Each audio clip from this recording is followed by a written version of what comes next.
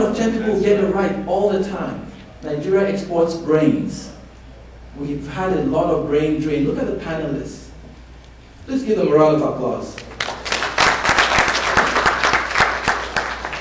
My point is that we recognize Germany, for instance, for the city. Audi, when you think of those cars, you think of Germany.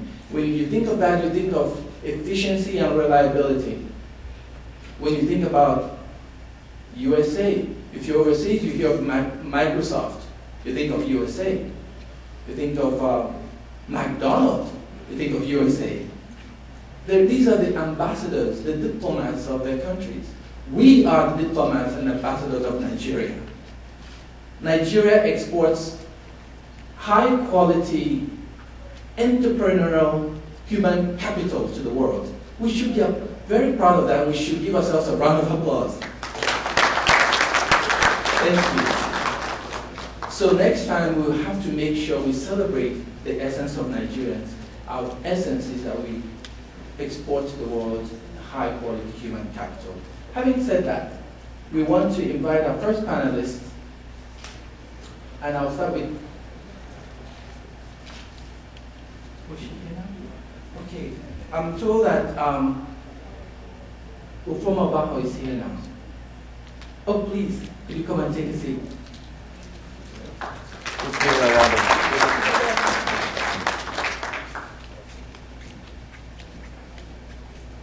Thank you very much. You have a full time on that.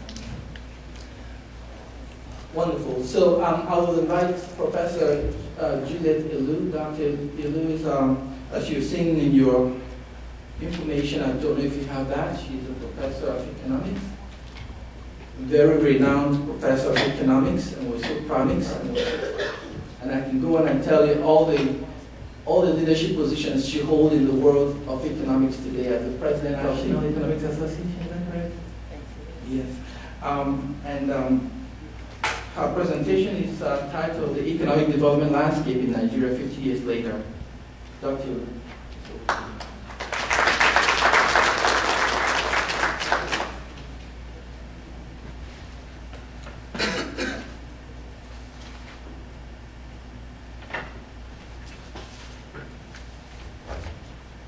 Thank you.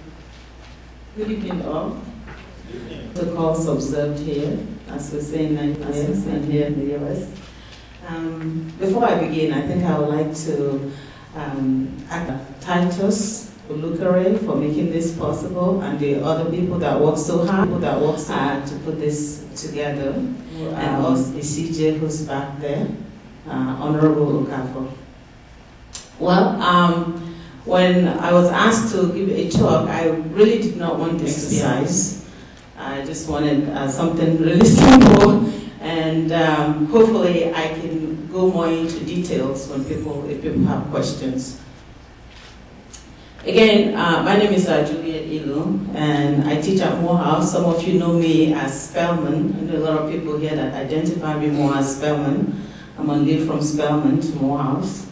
And my topic this evening is really 50 years later, where is Nigeria today? And I don't want to go into all the details since I only have 10 minutes. But anyway, when you look at the post-independence of Nigeria, we can say that Nigeria was actually really vibrant and inconsistent, given all the growth paths that it has gone through. But when they gained their independence, not just Nigeria, but every other African country that gained their independence during that period, the idea is that the indigenous people would take control and maximize their resources and control what is going on in their country. But when we look at what has happened since the independence, we know that, of course, data actually show that most sub-Saharan Africa, including Nigeria, has actually improved slightly, but the majority of them are still struggling to get out of poverty. And what I will do is pretty much just go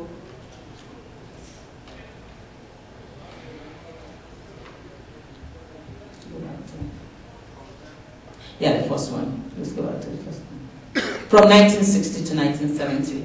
So from 1960 to 1970 actually reflects the pre-oil boom era, where, of course, the agricultural sector was the dominant product for Nigeria, and most of the export earnings from Nigeria came from the agricultural sector. So, in other words, what happened at that time is 65% of Nigeria's export earning came from the agricultural sector. Okay, and between 1971 to 1977 is the oil boom era. And the oil boom era, of course, is a period where Nigeria discovered oil. And as we all know, and I think Dr. Kafa actually mentioned that a few minutes ago, that Nigeria actually exports, their major export commodity is oil, and 95% of Nigeria's earnings is from the oil. So what happened to, even though the agricultural sector employs about 70% of the labor force in Nigeria. In fact, it's amazing to know that only 31.5% of Nigerians' population are actively in the labor force. So in other words, when we talk about the labor force participation rates, how many people are actually working? So in a country of 150 million, roughly, you only have 31.5 people working that are in the labor force. And 70% of those people are actually in the agricultural sector. So something is wrong here. Okay. And of course, with the oil revenue coming in between 1971 and 1977, pretty much the agricultural sector was allowed to lag and produced only about 34% of the GDP of the country. And of course, we know what happened after that is the country had massive debt.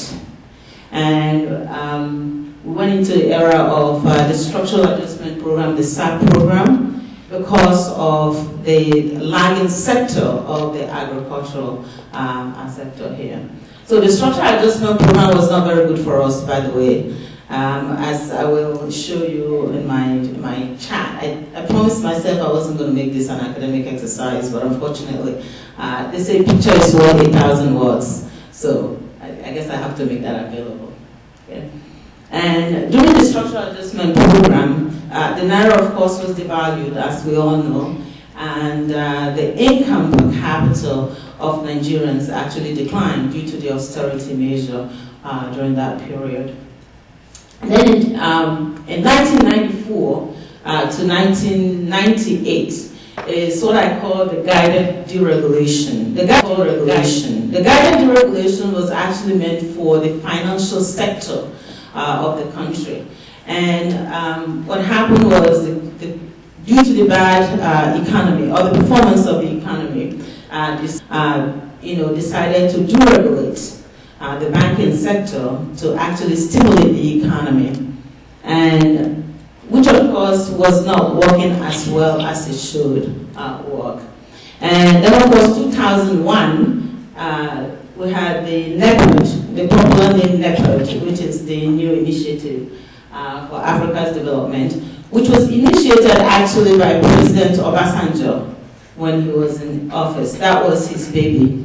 So he sold that program to African Union, and African Union bought into it. But basically what it did was to establish some type of relationship between the countries in the sub-Sahara in terms of regional integration. That way they can trade with each other.